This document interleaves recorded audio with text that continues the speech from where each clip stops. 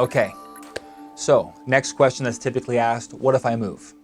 This actually, in my opinion, is the wrong question because there's a lot of little things that go on as part of that question. So I'm going to break it down briefly, give you a little bit of context, give you some places to go searching on the internet if you want to. What if I move is based on the idea of whether you own the solar outright because you bought the panels and the system cash, you paid for it up front, or whether you financed. If you bought solar and you plan on moving in the future and you bought it outright, then all you have to do is increase the home value and to take into account the solar and find a buyer who loves renewables. Then you're able to get the value back out of your system. You get the tax credit that year without having to worry about paying anything back to a finance company because it's just paid off, it's done. If you're financing, there's a couple different ways to do it. Most companies will tell you, oh yeah, we can go ahead and just have that loan move to the new homeowner. And solar finance companies typically don't like that.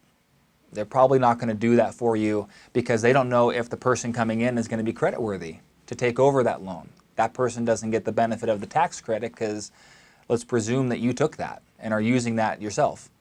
There is a UCC1 filing that happens with the solar system with these finance companies. It's not a lien on your house, it's a lien on the actual equipment.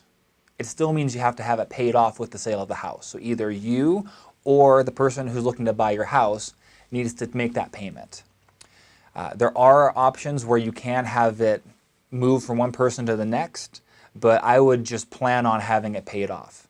That's why in the very beginning we talked about if you plan on moving in 5 to 7 years, you're not getting the same sort of ROI out of it. The only time that makes sense, in my opinion, is if you're going to turn it into an investment property. If you're going to rent it and include utilities, tenants love that.